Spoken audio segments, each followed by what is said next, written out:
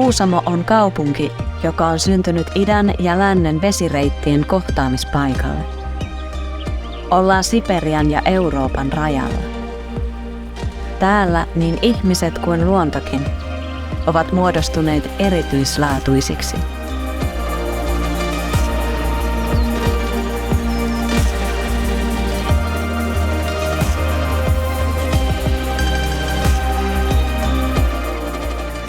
Mikä saa ihmiset tulemaan Kuusamoon sinun mielestäsi sekä läheltä että kaukaa? Luonto varmasti ihan ensimmäisenä ja sitten rauha, ehkä tämmöinen syrjäinen sijaitseminen myöskin, eli että me ei olla semmoinen turistikohe ehkä kuin muut paikkakunnat. Onko luonto ja eläimet sinulle parasta Kuusamossa vai mikä olisi listalla 2 ja 3?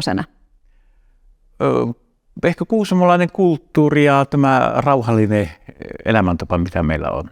Silti voi olla kumminkin sykkeessä mukana silloin, kun matkailijoita, niin osataan ottaa sitten siitä kiireistäkin kiinni. Mutta eli mä oon ollut 25 vuotta matkailuneuvonnassa, niin ehkä sillä, että alun alkaen ihmiset haki, niin kuin, voi sanoa, että päiväreittiä ei tarvittu niin paljon. Eli ihmiset tuli, ne vaelsi koko karhunkierroksen ja ei ehkä niinkään sitä aktiviteettia haettu, mutta tänä päivänä ihmiset haluaa sillä, että ne käy päivällä vaeltamassa, illalla ne pääsee hotellihuoneeseen tai sinne mökille saunomaan, hyvin syömään ja haetaan semmoisia erikoisempia aktiviteetteja. Minkälaisia kulttuurimatkailukohteita täällä on? Itsessään meillä on sotahistoria, eli Salpalinja on yksi semmoinen, mikä on kunnostettu, eli sieltä löytyy entisöityjä juoksuhautoja, ampumapesäkkeitä.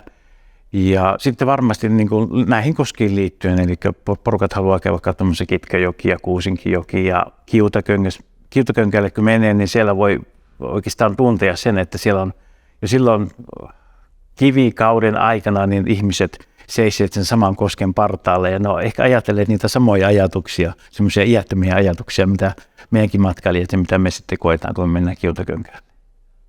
Tämänhetkinen varmasti se kuuma paikka täällä Kuusamon keskustassa on tämä Karhuntassu.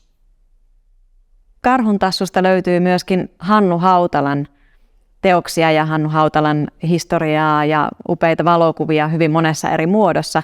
Tuoko Hannu tänne myös ihmisiä? Kyllä. Eli yksi hyvä esimerkki voisi olla saksalainen perhe, jotka oli Hannu-faneja ja se kävi ilmi sillä tavalla, että tämän miehen etunimi oli myöskin Hannu. Ja hän oli saanut nimensä Hannu Hautalan mukaan. Ja silloin me soitettiin Hannu Hautalalle, että voisiko hän tulla käymään täällä. Niin tämä perhe pääsi myöskin tapaamaan Hannu Hautalan ja se oli heille varmaan sen lomamatkan semmoinen se kohokohta. Kuinka tärkeää luontovalokuvaus on Kuusamon identiteetille? Voisin sanoa, että se on kulttuuripuolella ehkä tärkein tällä hetkellä. Kyllä valokuvaaminen on, ja se nostaa tämä paikan ykköspaikkakunnaksi valokuvaamisessa, ja siinä on varmasti Hannu Hautala tehnyt sen. Ehkä huomaamattaankin sen ison työn sillä että hän ei olisi sitä alun perin tarkoittanut, hän on tehnyt sen oman valokuvaaja-uransa, mutta se ura on kantanut paikkakuntaa sillä että tästä on tullut myöskin sitten valokuvaajien kohde.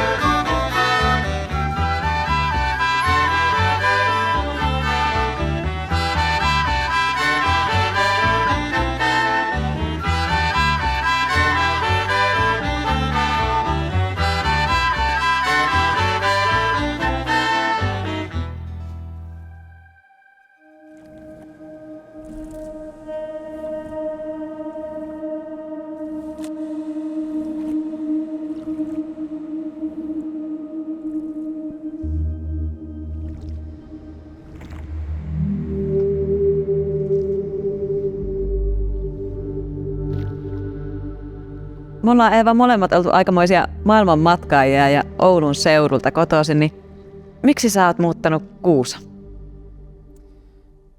Kyllähän täällä silmä lepää ja tietenkin on aika rauhallista elämää, että sitä varmasti kaipasi.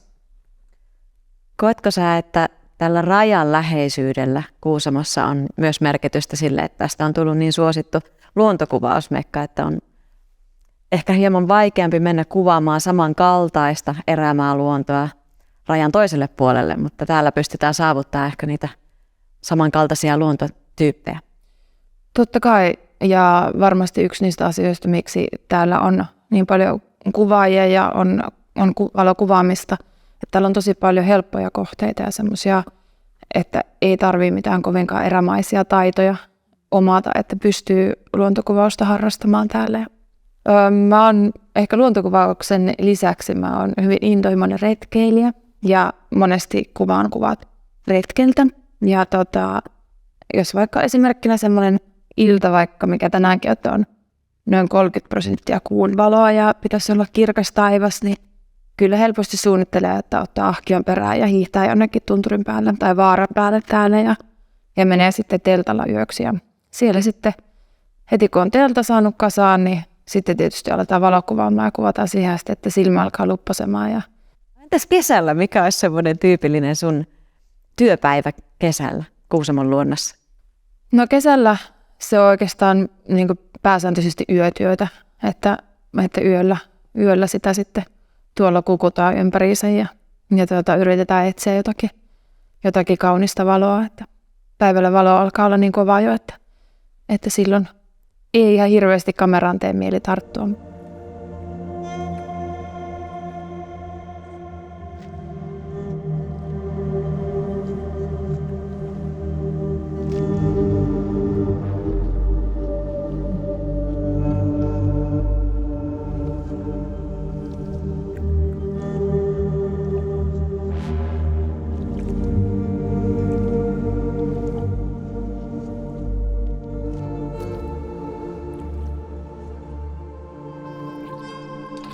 Meillä oikeastaan ole muuta, mihin panostaa kuin matkailu ja metsäteollisuus. Maatalous lähti menemään lujaa vauhtia siinä vaiheessa alas, että tämä murros on ollut valtava ja käsitys kuusamolaisuudesta on tietysti syventynyt ja muuttunut merkittävästi, mutta jotenkin sellainen kuusamolainen itsetunto ja halu uskoa siihen, että tuli mitä tahansa eteen, niin tästä porskutetaan eteenpäin, niin sitä mä oon kyllä siis ylpeänä seurannut ja osin jakanutkin. Et Kuusamossahan sanotaan, että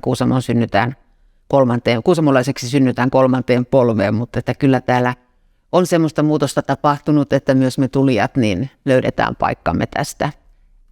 Ei meillä varmaan olisi Kuusamotalon kaltaista kulttuuritaloa, ellei meillä olisi ollut näitä rukan kehittäjiä ja rakentajia. Mun mielestä tuo oli hauskasti sanottu Ulle ja yhdistetty siihen, että ruka on, niin kuin sanot, että se on kivijalka niin kuin tavallaan Kuusamon enää, mutta mä ehkä niin kokisin jopa laajemmin sille, että rukan merkitys on tietenkin suuri, mutta kun mä sanoisin, että Kuusamon luonto on rukan kivijalka, mä sanoisin ehkä siihen, että kyllähän niin kuin se mitä tänne niin kuin tullaan muualta kokemaan, liittyy niin kuin laajasti se meidän ympäristö ja luontoon ja ruka ja hiihto, joka ymmärretään paljon niin kuin hiihtokeskukseksi, niin se on yksi ilmentymä, miten voidaan kokea luontoa. Että sehän ei ole pelkästään se mutkittelu mäkeä alas, vaan siinä on ne maisemat ja kaikki, mitä siinä ympärillä, niin kuin hyvän ruoan kokeminen, ystävien kanssa yhdessä olona, saunahetket mäen jälkeen ja kaikki nämä asiat. Ja ne on ne, jotka on niin huomattavan paljon moninaisempi kuin joku sanoi, että no, käytiin vähän laskemassa mäkeä. Ja kyllähän siis Kuusamon ympäristöjulistuksessa, mikä hyväksyttiin vuonna 1993, kun Kuusamon kaupunki täytti juhlavuosia ja valtuusto piti juhlakokouksensa, niin tässä ympäristöjulistuksessa todetaan, että luonto on ollut aina kuusamolaisen hyvinvoinnin lähde. Ja mihin Mats viittasi, niin sitten jos mennään sieltä vielä vuosisadan vaihteeseen ja mennään vaikka Paanajärven puolelle, niin siellähän meidän niin kansallisen ja kansainvälisen matkailun juuret on. Ja luontoperusta on ollut sekin, että sinne mentiin katsomaan Suomen Sveitsiä ja mitkä on Kallelan sinne tai siellä ikuistamat ja suomalaisen kuvataiteen ikoneiksi nousseet teokset, niin siellähän ne on tehty, että kyllä mä koen, että tätä arvoperustaa edelleen meillä niin kunnioitetaan. että se on tosi hienoa, että vaikka te tuutte eri näkemyksistä, eri ehkä niin kuitenkin teidän kivijalat, siellä on se, että ensin on se luonto ja sitten tulee ehkä ruka ja se mahdollistaa ne palvelut ja kulttuuri, niin se on myös historiallisesti ollut näin. Olen koskias kuunnellut koillismaa, ne könkäinä mahtinsa näyttää. Elon jatkuvuutta laulaessaan, ne mieleni rauhalla täyttää. Niitä koskaan kukaan ei vangita saa, noita kruunusi helmiä, koillismaa. 1913 Kitkajärven Suonnan saaressa syntynyt Reino Rinne oli koskisoturi, luonnonsuojelija, joka pelasti Kuusamon kosket sanan voimalla, runoilijana ja lehtimiehenä. Hänessä on jotain buddhalaista. Sukua Pohjois-Amerikan entisille intiaaneille, joille maa oli suuri äiti, joille järvet olivat siskoja, joet veljiä. Hänelle elämä on pyhä ja loukkaamaton kaikissa ilmenemismuodoissaan. Matkailuväki ehkä, siis matkailuteollisuutena, on tiedostanut paremmin sen, että niin kuin koko ajan pitää tulla jotakin uutta ja tarjonnan pitää olla riittävän monipuolista ja palvelut pitää olla kunnossa ja näin poispäin. Ja ehkä niin kuin Kuusamolaajuisesti voisi ajatella, että niin kuin karhuntassuhan on niin kuin tosi loistava juttu nyt, mitä meillä tulee seuraavana vuonna, mitä tulee sen jälkeen, että semmoinen tietynlainen niin kuin nousukierre varmaan olisi hyvä olla olemassa. Kulttuurin yksi keskeinen tehtävä on myös niin kuin pysähdyttää ihmiset. Että se, kun sä luet sen Tommin uuden kirjan, tämän syrjäisen koulun opettajan ajatuksista, niin siinä on jotakin sellaista hyvin universaalia, mikä pysäyttää sun just siihen hetken. Minkälaista kulttuurimatkailua tai kulttuuria muuten tänne toivoisitte lisää? Mä ajattelen silleen, että Oulu 2026 siellä kulkee hienoja linjoja, että siellä on näitä ohjelmakokonaisuuksia, niin ruokamatkailu, missä meillä on annettavaa aivan valtavasti. Meillä on siis nyt jo Wild Food-tuoteperhe, missä on kehitetty kuusamolaista ruokakulttuuria ja tarjontaa, ja se näkyy kaupoissa ja se näkyy ravintoloissa, ja se perustuu siihen, että meillä on puhtaat vedet ja puhtaat metsät ja marjat, sienet, meillä on riista, minkä ympärille pystytään rakentamaan paljon, että sen ruokakokemuksen tai sen ruokaelämyksen ei tarvitse olla missään hienossa ravintolassa, vaan se voi olla vaikka siinä viimeisessä savupirtissä tuolla Tammelassa tai jossain muualla. Ja tälleen osallistetaan ihmisiä, paikallisia ihmisiä osaksi sitä isoa ketjua.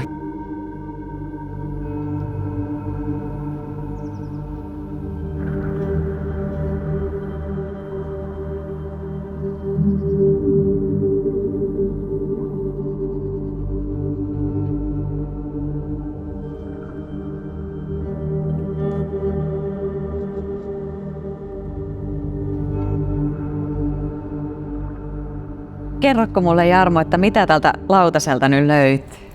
No toki. Aloitetaan tuosta lautasesta itsestään. Eli se on tosiaan mun oman talon Tundran tuotantoa ja se mitä siinä päällä on paikallista ruokaa parhaimmillaan, mutta kuvastaa oikeastaan hyvin sitä, että mitä mä täällä Tundrassa teen, että mä teen niin kuin paikallista raaka-aineista kansainvälisellä twistillä ruokaa ja on sieltä täältä ja tuolta hankkinut osaamista ja aion tehdä sitä jatkossakin toki. Pääraaka-aine on aina tai enimmäkseen paikallista. Tällä on semmoinen pitempi tarina, että me jouduttiin Kuusamossa vähän miettimään, että miten me ulkomaalaisille asiakkaille myydään meidän villiruoka, koska silloin oli tullut luomu ja me ollaan niin kaukana pohjoisessa, että luomu ei yksinkertaisesti kasva tähän samalla tavalla. Ja meillä oli pakko niin löytää, niin saksalaiset alkoi kyselemään, että miksi teillä ei ole ekomerkkiä tai muuta vastaavaa. Siis, tämä tuli matkailun mukana tavallaan ihan oikeasti tämmöinen tarve.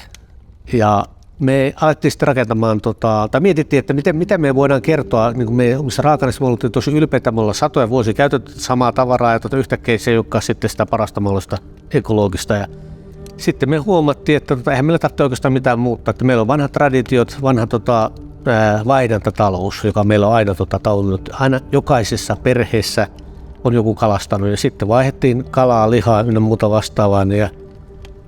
Ja tästä tuli ajatus sitten, että aletaan käyttää villi-sanaa meidän ruoasta, koska se on tosiaan keräiltyä, se ei ole kasvatettua.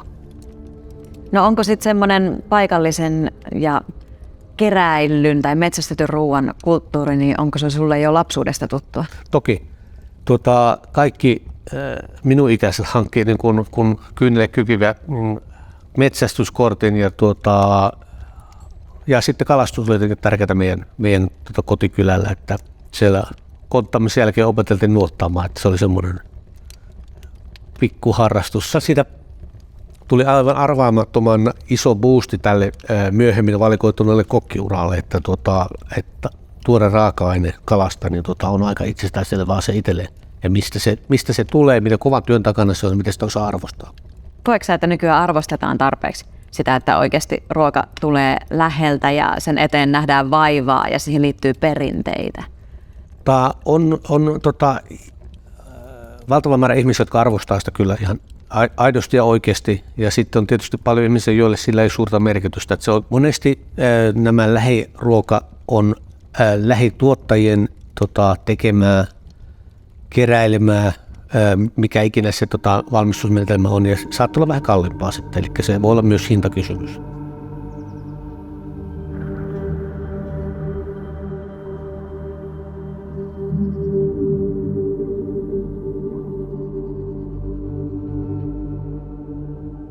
Mikä on sulle palkitsevinta sun työssä? Mulla on semmoisia visioita saattaa olla, että jos mä oon käynyt jossakin vaikka hiihtoretkellä tai kesällä vaeltamassa ja mä oon nähnyt jonkun hienon kohdan, niin se saattaa olla mulla mielessä ehkä 3 vuottakin. Ja mä odotan sitä hetkeä, että milloin tulee just oikeat sääolosuhteet, kun se mun visio voisi mahdollisesti toteutua. Ja joitakin kertoja on sitten käynyt niin, että on sen visio on elänyt sen vuodesta toiseen ja sitten sinä hetkenä, kun se tulee se hyvä keliennuste ja lähtee sinne ja onnistuu siinä, niin se on ehdottomasti se yksi palkitsevimmista asioista. Edelleen katsoo niitä kuvia aina lämmöllä, että tämä oli se hetki, kun oli visioinut se jo vaikka vuotta tai 2 aikaisemmin ja se onnistui. Minkälaisia tarinoita sä haluat sun kuvilla kertoa?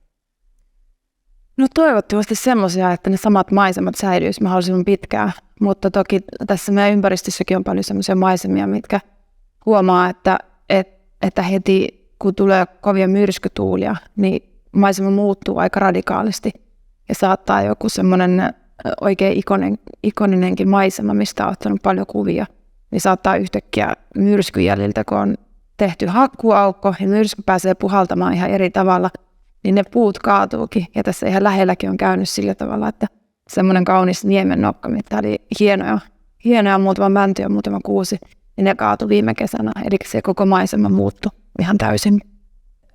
Tämähän on ollut aina niin kuin ohikulku, tai siis kulkijoiden risteytymispaikka. Eli täällä on jo 1700-luvulta niin kuljettu Vienanmereltä Kuusamon kautta Perämerelle. Täällä on ollut aina paljon kansallisuuksia, täällä on ollut aina paljon kohtaamista. Että sellainen kuusamolainen omaleimainen vieraanvaraisuus ja omaleimainen kulttuuri, niin se on varmaan sekoitus tätä kaikkea. Ja mehän ollaan koko ajan murroksessa, että Kuusamossa asuu tällä hetkellä 29 kansallisuuden edustajia, siis kuusamolaisina. Et kyllä meillä semmoista avoimuutta ja vieraanvaraisuutta ja halua kehittää ja kehittyä on. Ja ehkä se, että me ollaan kaikki Torangin takaa tulleita ja ihan hyvin tänne solahdettu. Siihen liittyy myös tuo rajan läheisyys ja se, että aina kun rajat on auki, niin täällä voidaan hyvin, että se on sitten oikeasti luonut sitä Kuusamon omalaatuisuutta, erityislaatuisuutta. Totta kai. Ja esimerkiksi toi Paanajärven kansallispuisto, mikä jää tuohon rajan taakse, niin kyllähän sekin on hyvin syvää meidän historiaa, että se oli tämä Suomen Sveitsi, minne matkustettiin ja mistä oltiin ylpeitä ja missä vehnä kasvoi ja missä on tehty paljon kuvataidetta ja musiikkia ja ne vaikutteet näkyy meidän arjessa edelleenkin. Jos kulttuuri, Pro Kuusamon luontoarvot, matkailu, jos te kaikki teki sitten hyvin yhteistyötä ja myös metsäteollisuus siinä, niin voisitte ehkä nähdä semmoisia skenaarioita, joissa se suurin taloudellinen hyöty myös luonnosta tulee sellaisilla keinoilla, joissa sitä luontoa myös suojellaan.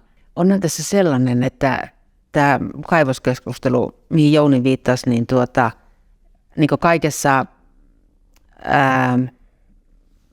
vastakkainasettelussa ja kärjistämisessä ja minkälaisia juopia se on jättänyt, niin sieltä on myös kummunnut paljon. Että sen ympärille on syntynyt uutta musiikkia, sinne on syntynyt installaatioita, uusia tapoja niin kuin käsitellä tätä meidän ympäristöteemaa ja varmasti kyllähän sekin tuo hyvinvointia, jos ei muille, niin näille musiikin tekijöille tai kuvatekijöille. Ja sitten jos miettii tulevia aikoja, niin minkälainen tämä luonto on pelkästään elinympäristönä. Matkailuteollisuuden niin kuin tavallaan, kuten kaiken teollisuuden niin kuin tavallaan, se on ehkä vähän niin kuin pahassa jamassa, koska kun meillä on niin kuin, että meidän pitäisi kasvaa niin hirveästi. Ja samalla meidän pitäisi niin kuin ehkä niin kuin ymmärrämme sen, että tähän niin kuin tavallaan valtavan kasvupaineeseen, mikä meillä on, niin se aiheuttaa meidän maapallolle tosi isoja haasteita. Et ehkä meidän pitäisi olla tyytyväisiä siihen, että me voidaan ylläpitää se taso, mikä meillä on niin kuin tavallaan elinkeinoissa elämässämme. Ja se on aika vaikea meille niin kuin tavallaan hyväksyä se, että meillä on niin kuin muuten tosi hyvä nytten. Varsinkin täällä Kuusamossa ja Suomessa. Että Kuusamossa on 5,500 kilometriä rantaviivaa. Ja siitähän voi ajatella, että kyllähän sitä nyt riittää vähän jokaiselle, joka sitä täältä kaipaa, ostaa itselleen ja rakentaa.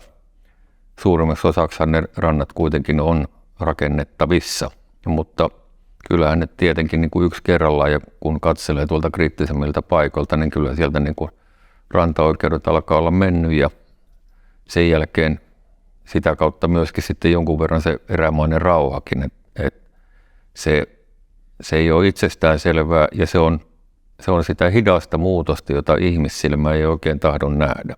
Täällä on paljon isoja toimijoita, jotka työllistää satoja ihmisiä, mutta sitten siellä katveessa on paljon sellaista, kansainväliset matkailijat tulee hakemaan autenttisuutta ja sellaisia alkuperäisiä palveluja, että voisiko se, ei niin ehkä sen määrän kasvattaminen, vaan sitten sen laadun niin lisääminen olla yksi vaihtoehto, ja kulttuurimatkailu on varmaan siinä sellainen aika keskeinen tekijä.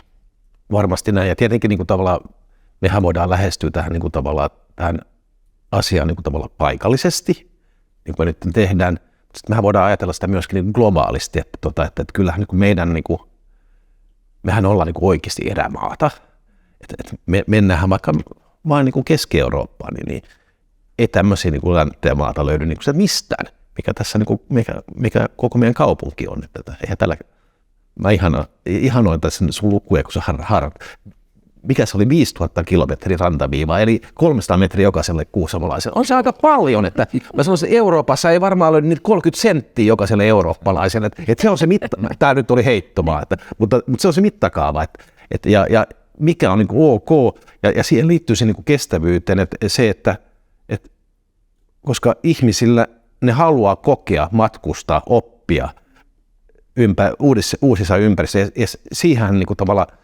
meillä on varmaan, niin ei se nyt varmaan perustarve on, mutta jossain vaiheessa, kun meille niin tulee se mahdollisuus, me halutaan kokea näitä uusia asioita, niin onhan niitä asioita, mitä täällä pystyy kokemaan ja oppimaan, niin ne on arvokkaita.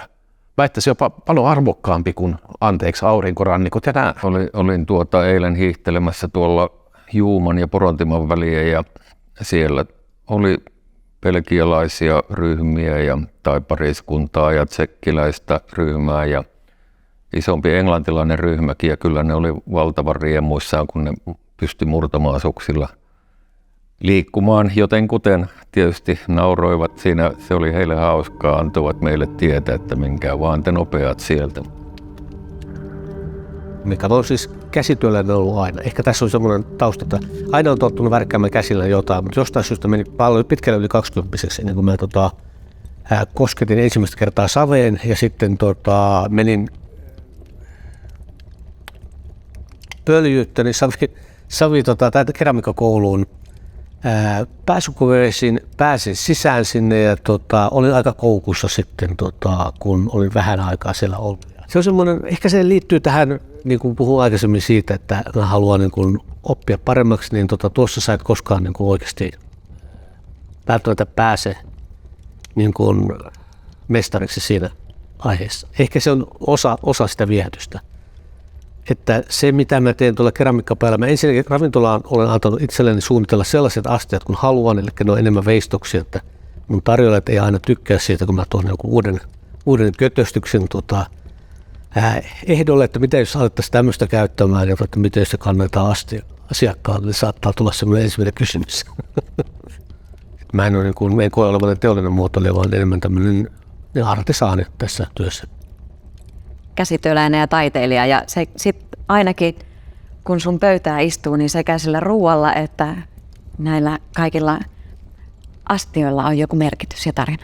Ja oikeasti todella kova tarina. Siis jos puhutaan siitä, että meillä on määrättömästi suhteellisen puhdasta vettä täällä, niin kuin pitäisi meillä on ehkä 3 ihmistä 4 kilometrillä asuina muuta vastaan. Käytännössä me ollaan autiomaata koko Kuusamo, niin kuin täällä ison maailman mittakaavan näkövinkkelistä.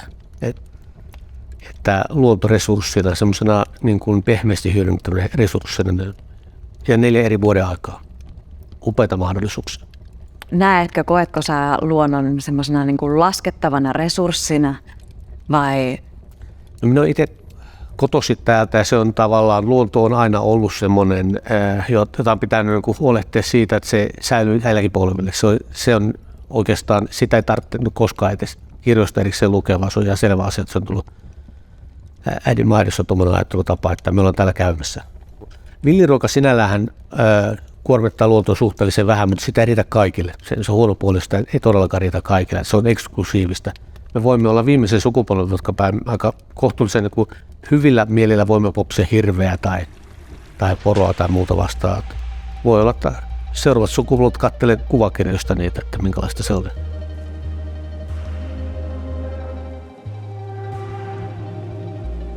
Kuusamon luonnon resursseja vedetään moneen suuntaan. Mikä olisi parasta Kuusamon luonnolle ja ihmiselle, kun katsotaan vuosisatojen päähän? Kun nyt nousevat männöntaimet ovat uljaita honkia sinertävän vaaran rinteessä.